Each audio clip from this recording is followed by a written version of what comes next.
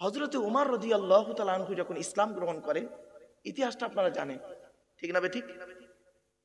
ইতিহাসটা জানেন। উনি ওনার বোন কোরআন তেলাওয়াত করছিল, কোরআন একটা আয়াত মনে পড়ছে কি তেলাওয়াত করছিলেন, তারপরে উনি ইসলাম গ্রহণ করলেন, অনেক মারধর, বোনকে মারধর করেছিলেন, ইত্যাদি ইত্যাদি ইত্যাদি। যাক, ইসলাম গ্রহণ করলেন উমর রাদিয়াল্লাহু তাআলা আনহু। আল্লাহর নবী আল্লাহর কাছে দোয়া চেয়েছিলেন, আল্লাহ হয় ওমর নইলে আবু জাহাল, হয় ওমর নইলে আবু জাহাল। এই দুটো ছিল খুব, দুজন ব্যক্তি ছিলেন খুব মানুষ, মানে খুব শক্তিশালী মানুষ বিভিন্ন দিক থেকে, শুধু শরীরের দিক থেকে নয়, শারীরিক, মানসিক, দৈহিক এবং সামাজিক বিভিন্ন দিক থেকে শক্তিশালী। আল্লাহ এই দুজনের আপনি যাকে পছন্দ করেন তাকে ইসলামের মধ্যে প্রবেশ করিয়ে দিন। আল্লাহ রাব্বুল আলামিন পছন্দ করেছেন কাকে? ওমরকে। তাই ইসলামের মধ্যে বিভিন্ন অ্যাঙ্গেল থেকে ইসলামের মধ্যে হযরত ওমরকে প্রবেশ করিয়ে দিলেন। হযরত ওমর রাদিয়াল্লাহু আনহু ইসলাম গ্রহণ করলেন। ফারুক নামটা কবে হলো? ওনার নাম কি, অরিজিনাল নাম? ওনার বাপের নাম কি? খত্তাব। কি বললাম? ওনার অরিজিনাল নাম হলো উমর ইবনুল খত্তাব, উমর ইবনে খত্তাব, খত্তাবের ছেলে উমর। ভালো করে শুনে নিন। গেল। এবারে ফারুক নামটা কবে পেলেন উনি? ফারুক নামটা পেলেন একদিন একজন মুসলমান আর একটা ইহুদি জমির জায়গার পানি নিয়ে, পানি বোঝেন তো, ওই মাঠে পানি দেওয়া নিয়ে সমস্যা তৈরি হয়েছে। তো দুজনে মিলে, ওই ইহুদি আর মুসলমান দুজনে মিলে আল্লাহ নবীর কাছে বিচার করতে দিয়েছিলেন। ভালো করে শুনে নিন, রেগে যাবেন না কেউ কিন্তু বাপ। নবীজির কাছে বিচার করতে দিলেন। তো নবীজি বিচার করে দিলেন। নবীজি দেখলেন মুসলমানটার দোষ বেশি, মুসলমানটার দোষ বেশি, অতএব দোষী মুসলমানটা।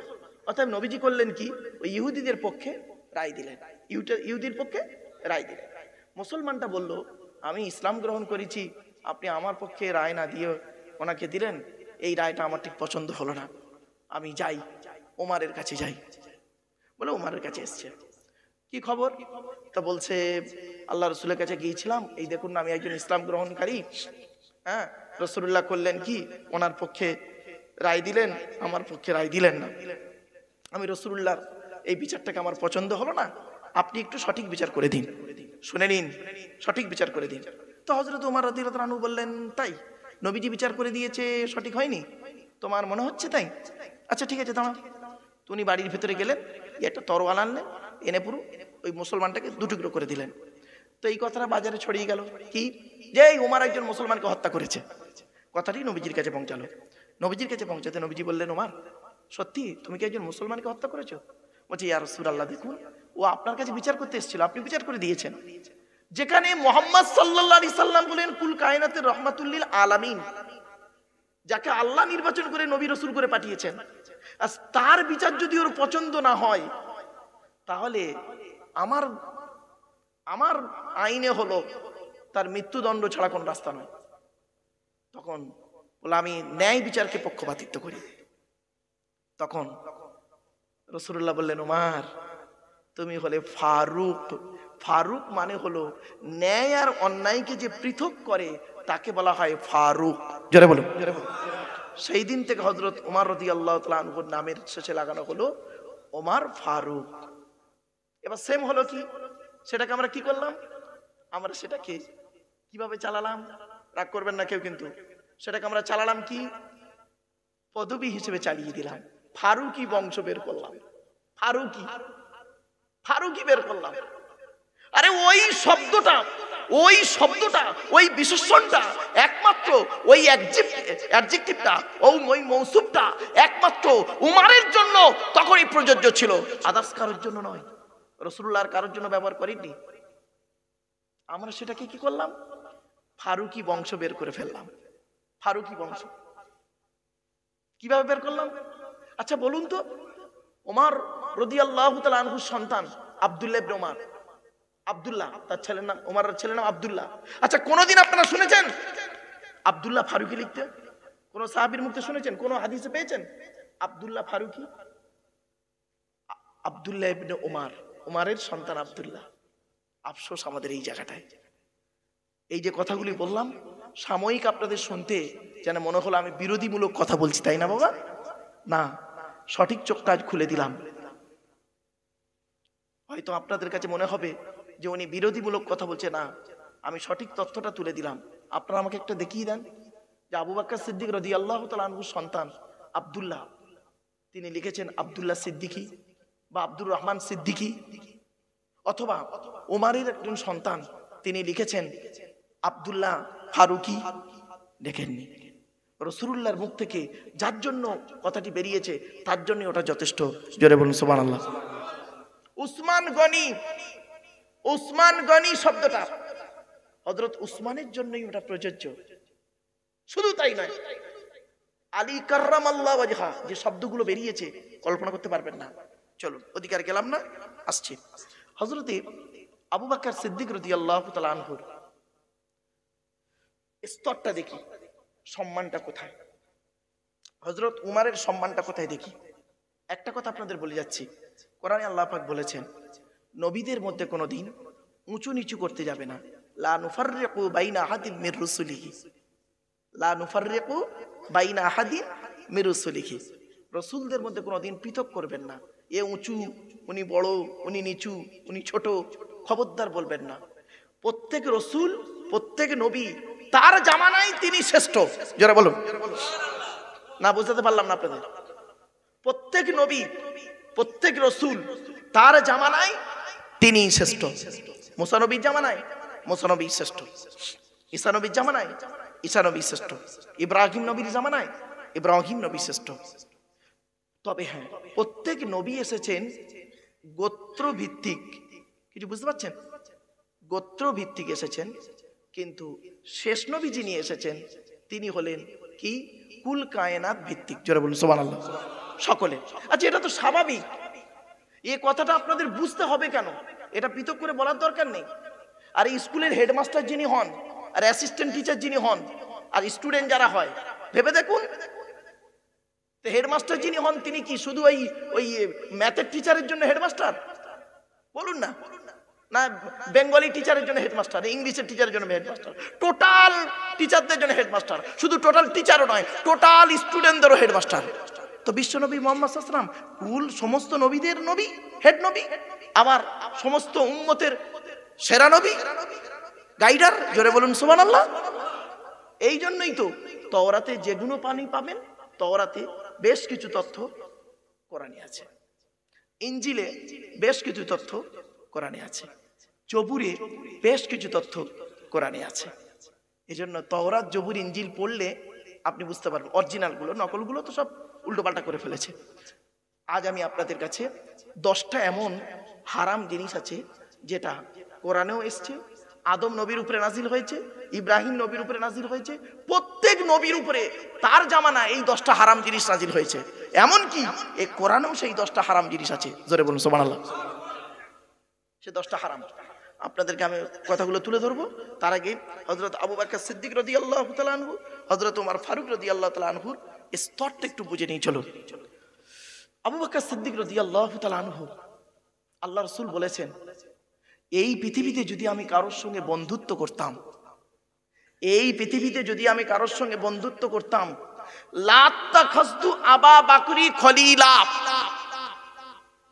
এর বাংলা মানে হচ্ছে অবশ্যই অবশ্যই আমি আবু বকরকে বন্ধু করতাম। জোরে বলুন সুবহানাল্লাহ। এই পৃথিবীর জমিনে আল্লাহর পরই রাসূলুল্লাহ যার সঙ্গে বেশি বন্ধুত্ব করেছেন তিনি হলেন হযরতে আবু বকর সিদ্দিক রাদিয়াল্লাহু তাআলা। কেন বলুন দিন, কারণটা কি? আবু বকর সিদ্দিক রাদিয়াল্লাহু তাআলাকে বন্ধুত্ব করতে গেলেন কেন? ও মেয়ে বিয়ে দিয়েছেন বলে এটাই ভাবছেন? না না না না, আরে আম্মাজান আয়েশাকে বিবাহ করেছেন তখন তো অনেক পরে, অনেক পরে। আল্লাহর নবীর প্রথমা স্ত্রী নাম হলো আম্মাজান খাদিজাতুল কুবরা। ইন্তেকাল করলেন যে বছরে, ওই বছরে নবীর চাচা ইন্তেকাল করলেন, আবু তালেব। আবু তালেব ইন্তেকাল করলেন, ওই বছরটা নবীর ছিল খুব দুঃখের বছর। ওই ইন্তেকালের পরে তখন নবীজি একাকিত্ব বোধ করছিলেন। তখন এ বলছে, রসুলকে বলছেন আপনি বিয়ে করুন, কেউ আবার বলতে চাইছে, বলতে পারছে না। তো হযরতে আবু বকর সিদ্দিক রাদিয়াল্লাহু তাআলা আনহু লজ্জায় কিছু বলতে পারছে না, ঘুরঘুর ঘুরঘুর করছেন, মানে কাছাকাছি ঘুরছেন, কিছু একটা বলতে চাই। বলছে ইয়া রাসূলুল্লাহ, একটা কথা বলবো আপনাকে। বলছে কি বলো? বলছে ইয়া রাসূলুল্লাহ, খারাপ ভাববেন না, আমার একটা আশা। বলো। ইয়া রাসূলুল্লাহ, আমি দেখছি আপনি একাকিত্বের জীবনযাপন করছেন, তো আপনি, আমার একটা মেয়ে আছে, মেয়েটার নাম হলো আয়শা। বয়স, বয়স কত? তা বলছে বয়স 5 বছর। 5 বছর বলছে। তারপর বলো। তা বলছে যদি আমার মেয়েকে বিয়ে করতেন তাহলে আমি খুব একটু খুশি হতাম। তো নবীজি বলছে, নবীজি খুব খুব রসালো মানুষ ছিলেন। নবীজি আবু বকর সিদ্দিক রাদিয়াল্লাহু তাআলার মুখের দিকে চেয়ে বলছে, তোমার মেয়ের বয়স কত বললে? তা হুজুর 5 বছর। আমার বয়স কত? 50 বছর। 50 বছর? মাথা ঠিক আছে? মাথা ঠিক আছে? স্বাভাবিক তো, আমার বয়স 50 বছর, তোমার মেয়ের বছর 5 বছর, আর তুমি আমাকে তোমার মেয়ের বিয়ে করতে বলছো, এটা সম্ভব? মাথা ঠিক আছে? তোমার উদ্দেশ্যটা কি বলো তো, উদ্দেশ্যটা কি? তখন আবু বকর সিদ্দিক রাদিয়াল্লাহু আনহু বলছে, ইয়া রাসূলুল্লাহ, আমার উদ্দেশ্য একটা, অন্য কিচ্ছু নাই। কিয়ামতের দিন হাসরের ময়দানে যখন কেউ কারোর সুপারিশ করতে পারবে না, প্রত্যেকে নিজের নিজের পড়ে থাকবে, আল্লাহ যাকে অনুমতি দেবেন তিনি সুপারিশ করতে পারবেন। তবে আল্লাহ সর্বপ্রথম যাকে অনুমতি দেবেন সুপারিশ করার, তিনি হলেন আপনি।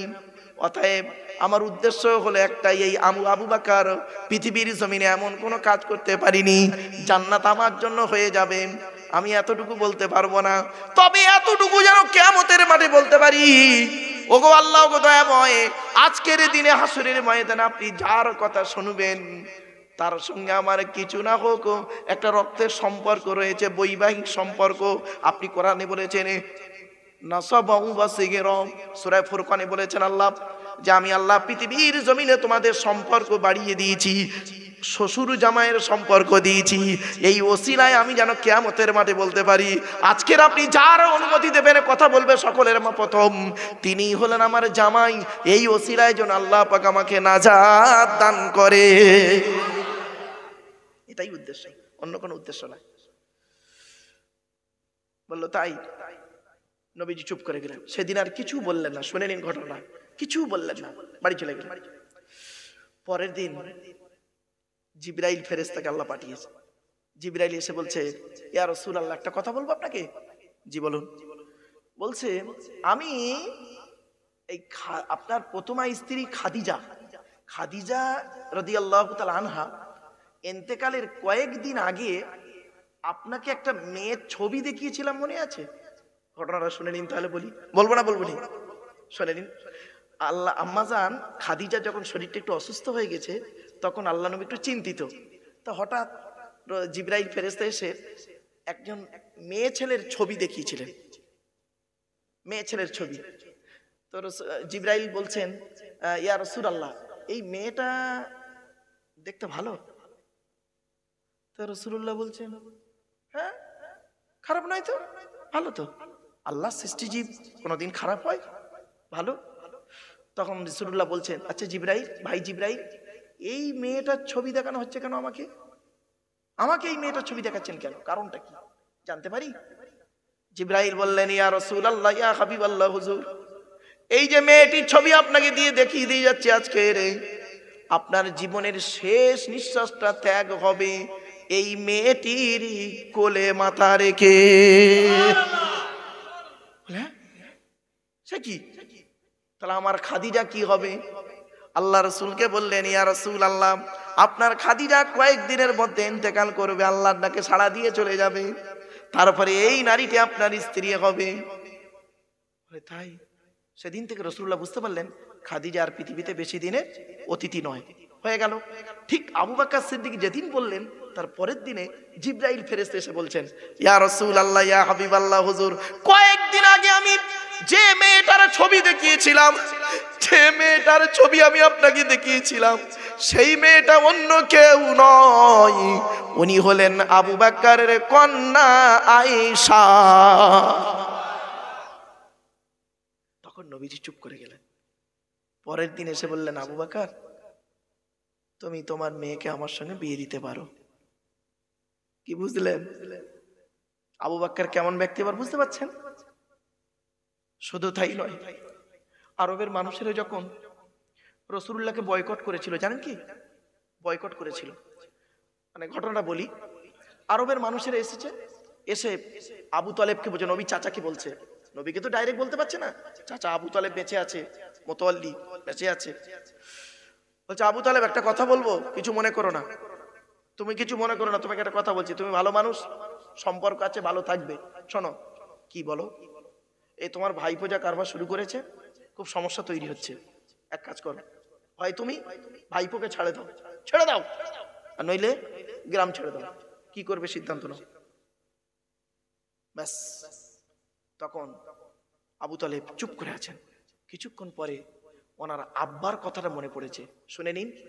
আল্লাহর নবীর দাদু আব্দুল মোত্তালেব যখন ইন্তেকাল করেন, তার কয়েকদিন আগে আবু তালেবকে ডেকেছে ওই নবীর চাচা, আলীর বাপ, হযরত আলীর বাপ হচ্ছে আবু তালেব। আলী হলো নবীর চাচাতো ভাই, আবার এদিকে জামাই, পরে হয়েছে জামাই, আগে ছিল চাচাতো ভাই।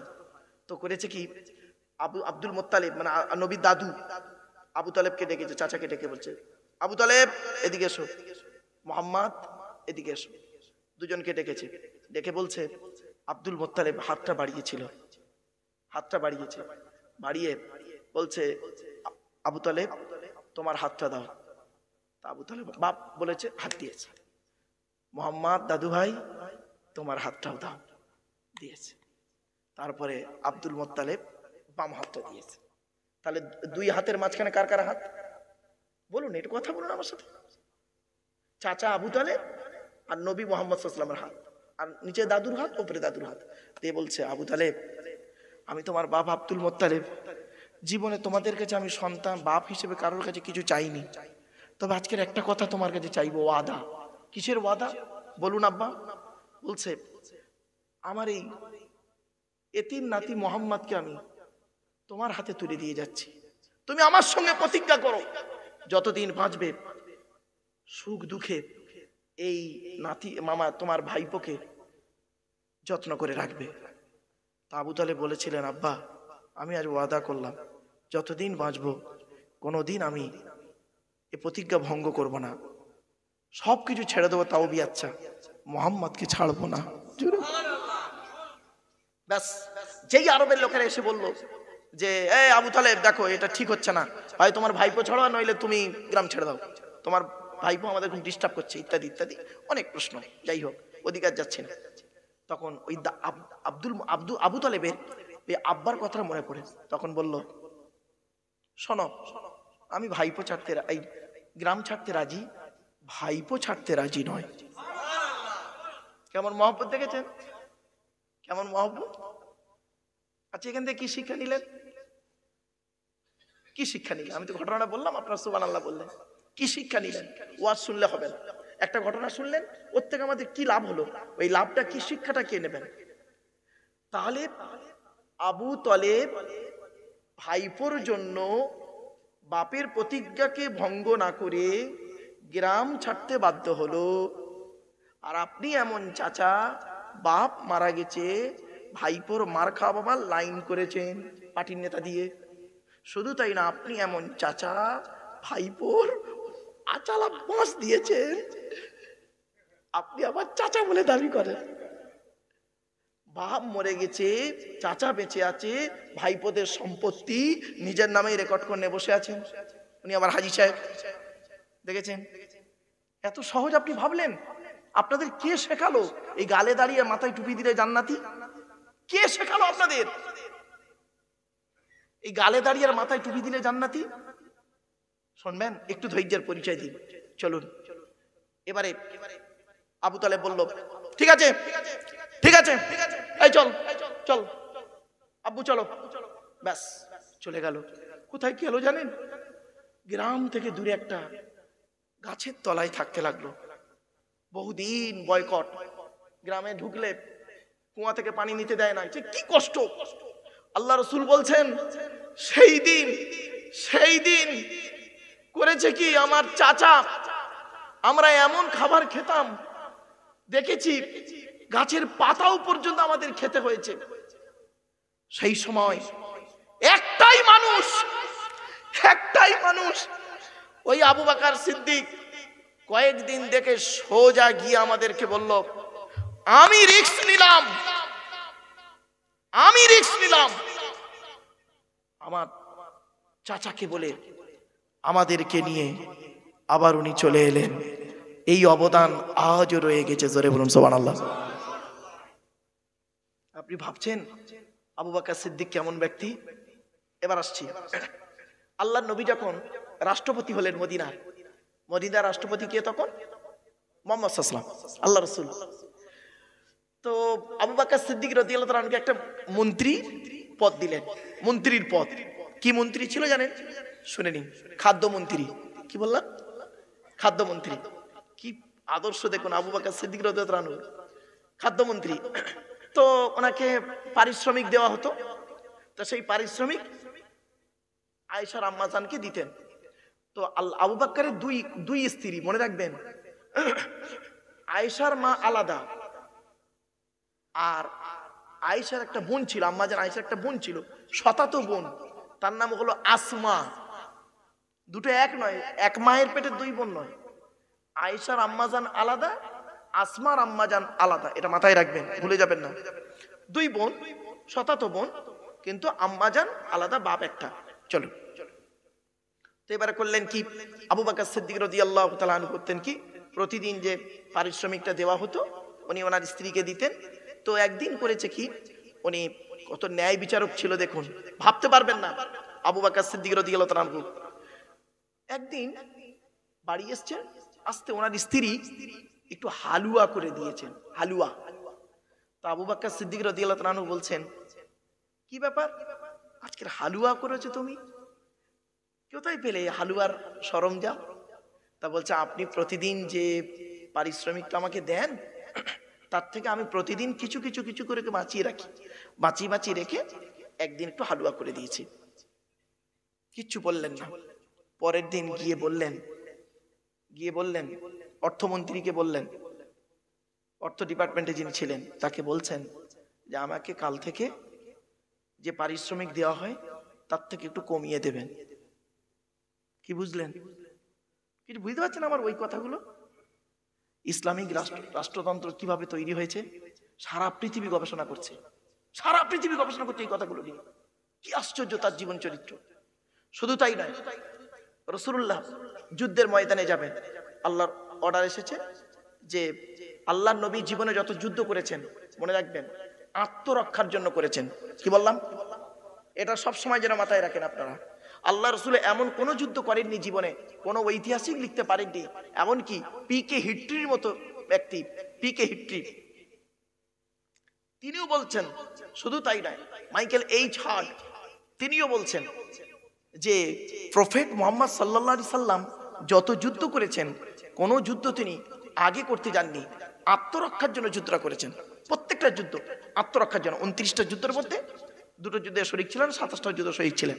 চলো, তো প্রত্যেকটা যুদ্ধ ছিল তার আত্মরক্ষা। ইসলাম কোনোদিন আগে অ্যাটাক করেনি, যখন অ্যাটাক করা হয়েছে তখন প্রতিরোধ করেছে। এটা মনে রাখবেন সব সময়ের জন্য। আজ পর্যন্ত কেউ লিখতে পারেনি, বলতে পারেনি, কোনো ঐতিহাসিকগণ বলতে পারেনি, কোনো অমুসলিম, ইহুদি, নাসারা, খ্রিস্টান কেউ বলতে পারেনি যে মুহাম্মদ সাল্লাল্লাহু আলাইহি ওয়াসাল্লাম আগে যুদ্ধে বেড়ে গেছেন, আত্মরক্ষা করেছেন। তো বিশ্বনবী মুহাম্মদ সাল্লাল্লাহু আলাইহি ওয়াসাল্লামের কাছে যখন হুকুম হলো যে যুদ্ধের ময়দানে যেতে হবে, তখন রাসূলুল্লাহ বললেন সাহাবীদেরকে, তোমরা এক কাজ করো, তোমাদের অর্থ নিয়ে জমা করো এখানে। তো যে যেমন পেরেছেন অর্থ নিয়েছেন, শুনে নিন।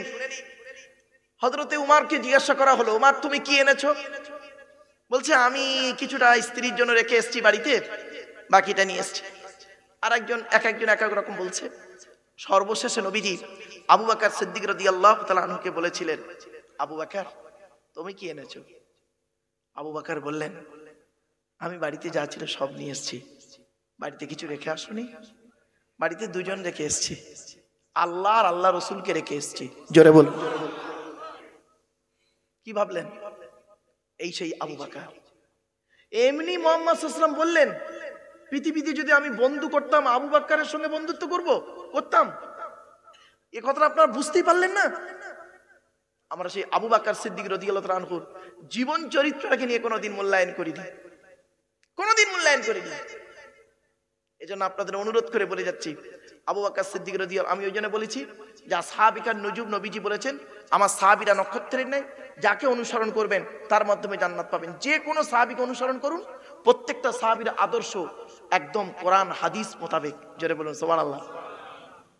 আর আমরা তাদেরকে বাদ দিয়েছি, আল্লাহর কোরআন বাদ দিয়েছি, কোরআনের সংবিধান বাদ দিয়েছি, নবীর হাদিসগুলো বাদ দিয়েছি, সাহাবীদের চরিত্র বাদ দিয়েছি, এমনকি আইম্মা হযরতদের, ইমামদের চরিত্রকে বাদ দিয়ে আমরা করেছি কি, মানুষের কিছু মতবাদকে নিয়ে নিজেদের মধ্যে ঝামেলায় পড়ে গেছি। বাস্তব কথা আপনাদের বলে যাচ্ছি, এই কথাগুলো একটু মূল্যায়ন করুন, এগুলোকে একটু চেঞ্জ করার চেষ্টা করুন। এগুলো যত চেঞ্জ করতে পারবেন তত ভালো হবে। সাহাবীদের জীবনযাত্রাকে বাস্তবায়ন করুন, রাসূলুল্লাহর জীবন চরিত্রকে বাস্তবায়ন করুন। আমরা নিজেদের মধ্যে করেছি কি, পৃথক শুরু করে দিয়েছি। আচ্ছা বলুন তো বাপেরা, কোরআন শরীফ পৃথিবীতে সব থেকে বেশি কারা পড়ে? হাফেজ সাহেবরা পড়ে না বৈজ্ঞানিকরা পড়ে? হাফেজরা। কতবার খতম করে তার কোনো ঠিক নেই।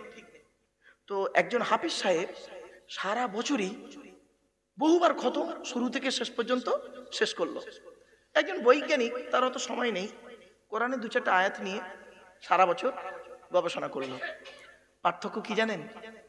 ইনি সারা বছরে ধরে নিন সাপোজ 100টা খতম করলো, 100 বার কোরআন পড়লো, পড়ার পরে না একটা সূচের পিছনে ছিদ্র বের করতে পারলো না হাফেজ সাহেব। আর উনি কি করলেন? কোরআনের একটা আয়াত নিয়ে 1 বছর গবেষণা করছে, করার পরে একটা প্লেন তৈরি করে ফেললো। ভাবতে পেরেছেন? কোরআনে বলা হয়েছে তোমরা আমার কোরআনকে নিয়ে, আমার কথাকে নিয়ে তোমরা গবেষণা করো। আমরা গবেষণা করিনি, আমরা গবেষণা করিনি, ওরা গবেষণা করেছে। হাফেজ সাহেব কোরআন পড়ে, এই একটা অক্ষর পড়লে 10টা নেকি। আল্লাহ নবী বলেছেন মান করা আল কোরআন হরফান ফালাহু আশরু হাসানা, যে ব্যক্তি কোরআন থেকে একটা অক্ষর পড়বে 10টা নেকি পাবে। তো হাফেজ সাহেব জানে আমি একটা খতম পড়লে 3,23,215টা অক্ষর, 10 দিয়ে গুণ করুন কত নেকি পাবেন, পেয়ে গেলেন। আর বৈজ্ঞানিক নেকির আশায় পড়েন না, সৃষ্টিকর্তাকে খোঁজার আশায় পড়েন। পার্থক্য এই জায়গায়। লাস্টে বৈজ্ঞানিক খুঁজতে খুঁজতে খুঁজতে খুঁজতে দেখলো না, এটা কোনো মানুষের কথা নয়, সঙ্গে সঙ্গে কপালটাকে মাটিতে ঠেকিয়ে দিল, সুবহান রব্বিয়াল আলা বলে দিল। বুঝলেন? বাড়ি থেকে ভাববেন, এই কোরআনে 1000-এরও বেশি আয়াত হলো বিজ্ঞান ভিত্তিক। 1000-এরও বেশি আয়াত বিজ্ঞান ভিত্তিক। কটা আপনি জানেন? একটাও তো আপনাদের কিছু বলা হয় না। আমরা কোরআনটাকে ইউটিলাইজ করি যেইভাবেই। আপনারা কি জানেন এই কোরআনে 250টা হারাম আছে? কত কত কত কটা হারাম আমরা জানি? খুব মেরে কেটে কটা বলতে পারবেন? গোটা 50টা হবে। সুদ খাওয়া, মদ খাওয়া, আর কি ব্যভিচার করা, নারী নির্যাতন করা, জমির আল চুরি করা, হুক মেরে কারেন্ট নেওয়া, চিটিংবাজি করা, মিথ্যা কথা বলা। বলুন বলুন, আর কিছু বলতে পারেন তো বলুন। টেনে মেরে কেটে গোটা 20 থেকে 50টা। আর 250টা রয়েছে হারাম। 250 রকমের কোয়ালিটির হারাম আছে, 250 রকমের হালাল আছে।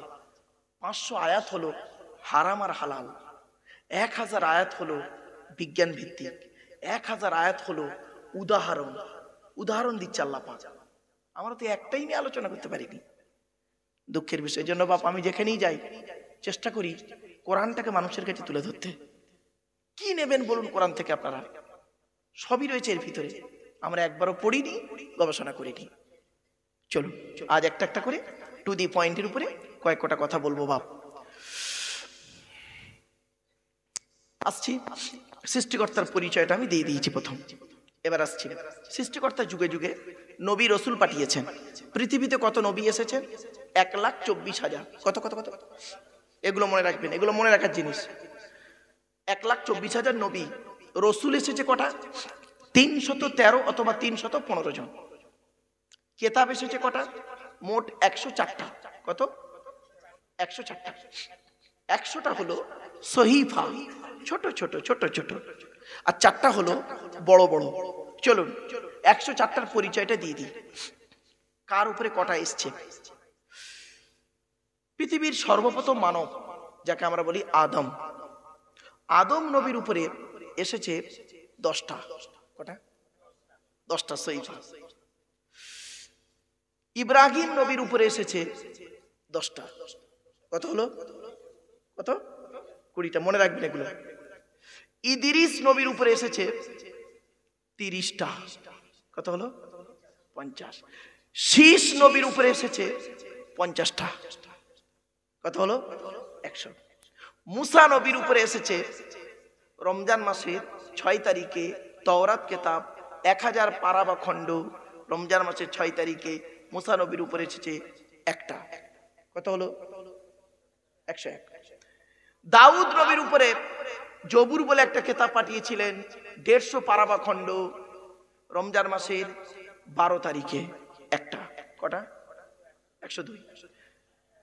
ইনজিল বলে একটা কিতাব 27 পারা বা খণ্ড ঈসা নবীর উপরে নাজিল হয়েছে রমজান মাসের 18 তারিখে একটা। কত হলো? 103। সর্বশেষ কিতাব আমার হাতে, সর্বশেষ নবী মুহাম্মদ সাল্লাল্লাহু আলাইহি ওয়াসাল্লাম, সর্বশেষ কিতাব দি হলি কোরআন 30 পারা। এসেছে কবে? ইন্না আনজালনাহু ফি লাইলাতুল কদর। লাইলাতুল কদরের রাতে এসেছে। রাতটা কবে ছিল? 24শে রমজান 25-এর রাত এসেছে এই তারিখে কোরআন নাজিল হলো। কটা হলো মোট? 104টা পেয়েছেন? চলো আজকে আমাদের আলোচনা হবে শেষ কিতাব, শেষ নবী আর শেষ নবীর 2 জন গুরুত্বপূর্ণ ডান হাত বাম হাতের সাহাবী। অসুবিধা হবে আপনাদের? ডান দিকের বাম দিক, ডান দিক বাম দিক মানে বুঝতে পারছেন না? শোনেন, আল্লাহর নবী যখন কথা বলতেন, হযরত আবু বকর সিদ্দিক রাদিয়াল্লাহু তাআলা আনহু উনি নবী ডান দিকে বসতেন, ঠিক আছে? হযরত ওমর ফারুক বসতেন বাম দিকে, আর সামনে বসতেন উসমান আলী। তাহলে বুঝতে পারলেন তো? এই জন্য বললাম ডান দিক আর বাম দিক। হযরত আবু বকরের জীবন চরিত্র কিছু তুলে ধরবো, হযরত ওমরের জীবন চরিত্র কিছু তুলে ধরবো, যেটা আমাদের খুবই জরুরি, কাজে লাগবে। মূল্যায়ন যদি করি, বাস্তবায়ন যদি করি, আর যদি শুনে চলে যাই তাহলে এভরিথিং ইজ বিগ জিরো, লাভ হবে না। চলো এবার আসছি মুহাম্মদ সাল্লাল্লাহু আলাইহি সাল্লামের পরিচয়টা দিয়ে নিই। মুহাম্মদ সাল্লাল্লাহু আলাইহি সাল্লামের পরিচয় হচ্ছে তিনি কুরাইশ বংশে জন্মগ্রহণ করেছেন। কুরাইশটা কে?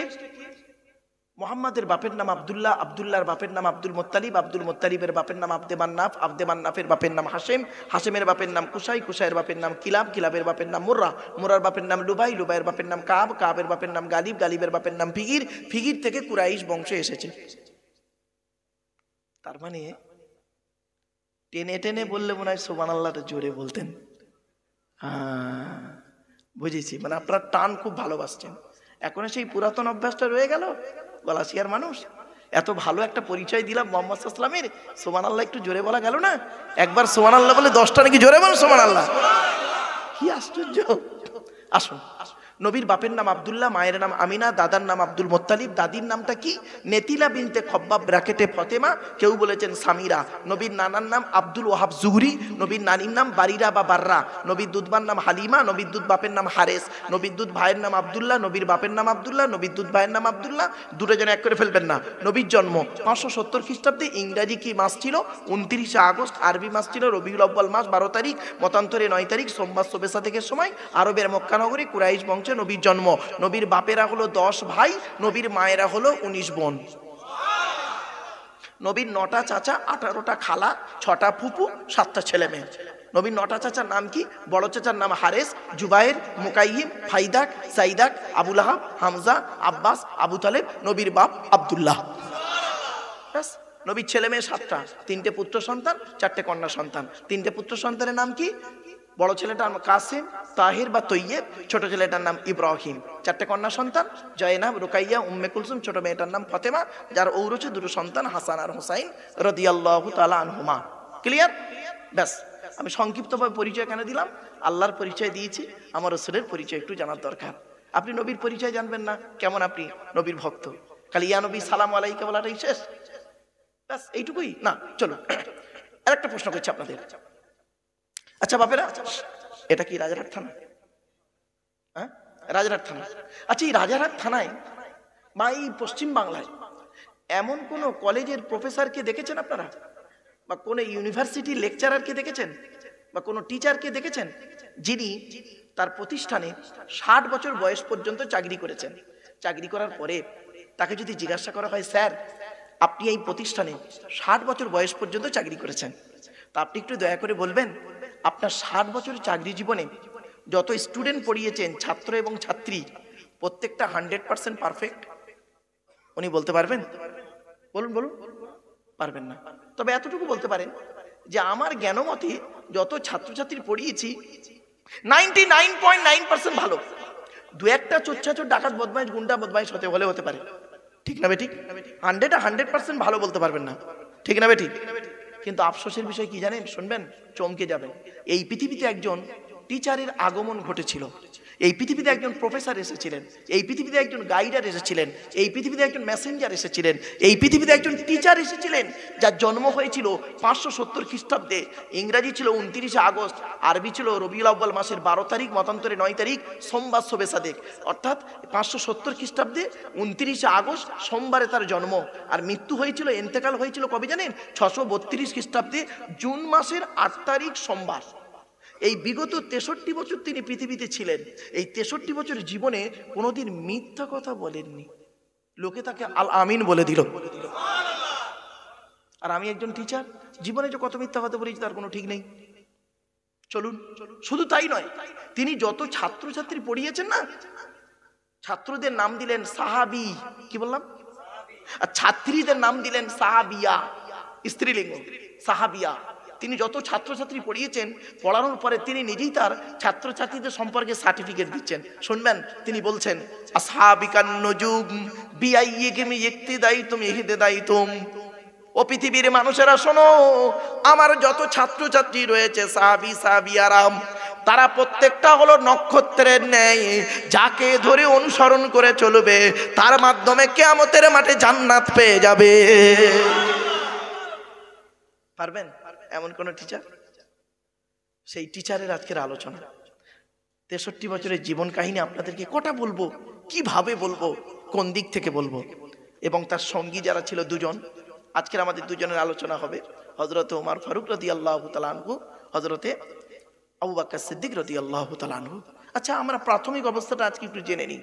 সেটি হলো কি, যে আবু বকর সিদ্দিক রাদিয়াল্লাহু তাআলা আনহুর বয়সটা কত?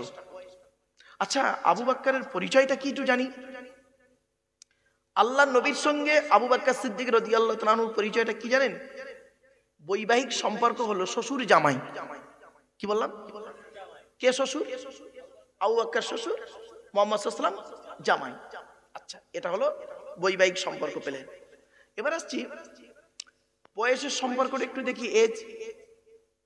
এজের দিক থেকে কে বড় আর কে ছোট? আপনাদের কি মনে হয় কে বড়? মুহাম্মদ সাল্লাল্লাহু আলাইহি ওয়াসাল্লাম বড়। কোন দিক থেকে বললেন? ওই একজন ব্যক্তি আপনাদের শুনিয়েছিল, ওই কথাটা দিয়েই বলছেন বুঝি, যে একদিন জিবরাইল ফেরেশতা এসে বলল, ইয়া রাসূলুল্লাহ আপনার বয়স কত? তখন জিবরাইলকে রাসূলুল্লাহ বললেন, তোমার বয়স কত? তা জিবরাইল বলল যে আকাশে একটা তারা দেখতে পাচ্ছেন, ওই তারাটা 70 বছর পরে পরে একবার দেখা যায়, আমি ওটাকে 70 বার দেখেছি, এই জন্য আমার বয়সটা বড়। এই দিক থেকে বললেন। তখন রাসূলুল্লাহ বললেন, ওই তারাটাই হলাম আমি, মুহাম্মদ সাল্লাল্লাহু আলাইহি ওয়াসাল্লাম। এই দিক থেকে বলি রে, আমি দুনিয়ার দিন রাত্রির গণনাতে এজের দিক থেকে চেয়েছি। কিছু বুঝতে পারিনি না আওয়াজ? দুনিয়ার দিক থেকে চলুন, মুহাম্মদ সাল্লাল্লাহু আলাইহি ওয়াসাল্লামই বড় দুনিয়ার দিকে। এই দুনিয়ার দিন রাত্রির গণনাতে কদিনের বড় শুনে নিন। 2 বছর 2 মাস 10 দিন।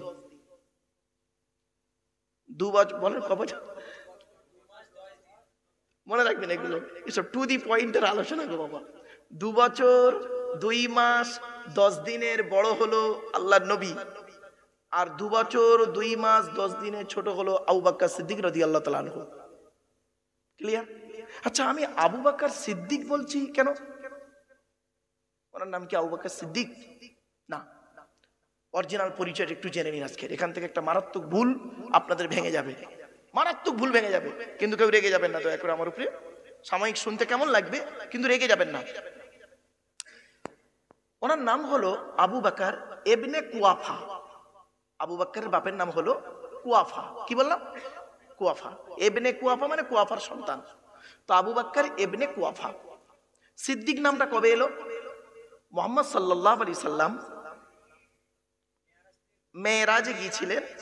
মেরাজ থেকে এসে সাহাবীদেরকে নিয়ে মেরাজের ঘটনাগুলো বলছিলেন।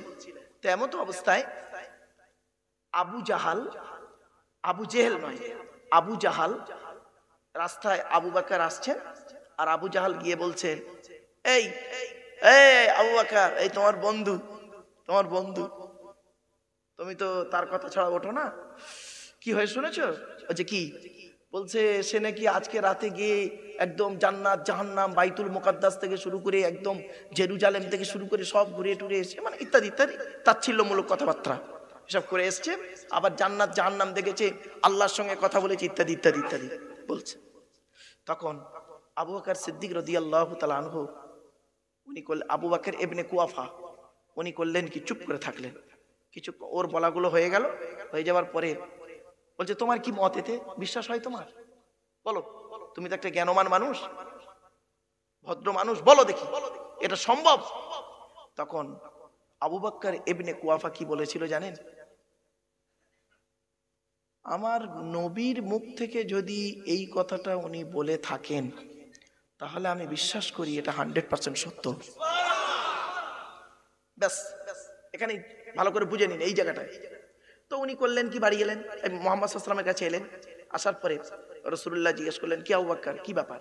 তা বলছে, এই রাস্তায় দেখা হয়েছিল আবু জাহালের সঙ্গে, আর এই কথাটা বলেছে। তখন নবীজি বললেন, তুমি কি বললে?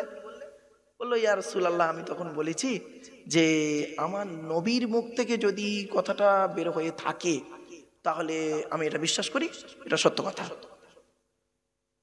বললেন। তখন আল্লাহ রাসূল বলেছিলেন, আনতা সিদ্দীকুন, আনতা মানে তুমি, আনতা মানে তুমি, সিদ্দীকুন শব্দের অর্থ হলো অধিক সত্যবাদী। সেই দিন থেকে তার নাম হয়ে গেল আবু বকর ইবনে কুয়াফা, বলা হয় না আবু বকর সিদ্দিক। এখন প্রশ্ন হলো, ওই উপাধিটা ভালো করে বুঝবেন, এখানে খুব মারাত্মক একটা আলোচনা। খুব ইমানটাকে ঠিক রাখুন, ব্রেনটাকে ঠিক রাখুন, কেউ রেগে যাবেন না। আমার বক্তব্যের আগে আমি শব্দটা ইউজ করেছি, রেগে যাবেন না কেউ। ওই সিদ্দিক শব্দটা, অধিক, আনতা সিদ্দিকুন, তুমি একজন অধিক সত্যবাদী, এই কথাটা উনি আল্লাহ রাসূল কাকে বলেছিলেন? আবু বকর কি অন্য কোন সাহাবীকে বলেছিলেন? বলেননি। আচ্ছা, আল্লাহর নবী আবু বকরের পরেও কোন সাহাবীকে বলেছিলেন? বলেননি। তাহলে ওই কথাটা ওনার জন্যই প্রযোজ্য, আদার্স কারোর জন্য নয়। আমরা সেটাকে করলাম কি, বংশেই পরিণত করে নিলাম। আমরা সেটাকে কি করলাম, বংশেই পরিণত করে নিলাম। আচ্ছা, আবু বকর সিদ্দিক রাদিয়াল্লাহু তাআলা আনহু ছেলে আব্দুর রহমান যারা ছিল, তারা কোনোদিন লিখেছেন আব্দুর রহমান সিদ্দিকী? একটা হাদিস দেখাতে পারবেন কেউ? তাহলে আপনি পেলেন কোথা থেকে? কান গরম হয়ে যাবে, কান গরম হয়ে যাবে একদম, দেখবেন কান থেকে ধোঁয়া বেরোবে এবার আপনাদের কথাটা শোনার পর।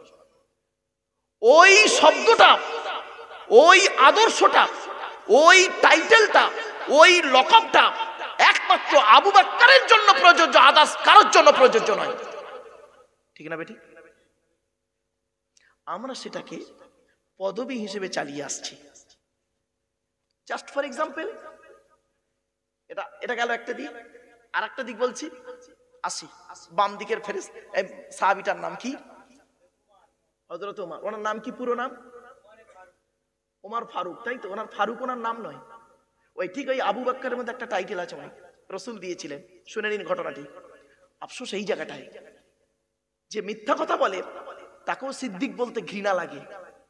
সিদ্দিক শব্দের আবিধানিক অর্থ হলো অধিক সত্যবাদী। অধিক সত্যবাদীকে বলা হয় সিদ্দিক। আপনি যাকে তাকে লাগিয়ে দিলেন, যাকে তাকে শব্দটা লাগিয়ে দিলেন। চিটিং বা চোর, মিথ্যা কথা বলে কথায় কথায়, তাকে সিদ্দিক বলে দিলেন। তাহলে আপনার নামের সঙ্গে প্রযোজ্য হলো সৈয়দ শব্দটা। এখন তো এভিডেভিট করে সৈয়দ হয়, এভিডেভিট করে সৈয়দ হয়। এসব ইতিহাস যদি আপনাদের বলি, আপনারা আমাকেই তো উল্টো পাল্টা বলতে শুরু করে দেবেন। তবে জ্ঞানী গুণী যারা, তারা কিন্তু চিন্তা করবে কথাটা তো প্রযোজ্য। আবু বকর সিদ্দিক রাদিয়াল্লাহু তাআলা আনহুর কোন সন্তান তার নামের শেষে সিদ্দিকী ব্যবহার করতেন না? একটা দেখান আমাকে, একটা দেখান। যে আবু বকর ছেলে, তিনি লিখেছেন তার নাম আব্দুর রহমান, আব্দুর রহমান সিদ্দিকী। তারপরে ছেলে লিখেছে, তার ছেলের নাম ধরুন একটা সাপোজ নাম জুবাইর, মানে আব্দুল্লাহ, আব্দুল খালেক ধরুন, জাস্ট উদাহরণ। তিনি লিখেছেন আব্দুল খালেক সিদ্দিকী, তার ছেলে লিখেছে অমুক সিদ্দিকী, তার ছেলে লিখেছে অমুক সিদ্দিকী। একটা দেখান, দেখেন একটা। আমরা সেটাকে ব্যবহার করলাম পদবী হিসেবে। ঠিক সেম সেম একটা ব্যবহার হচ্ছে, দেখি চলুন।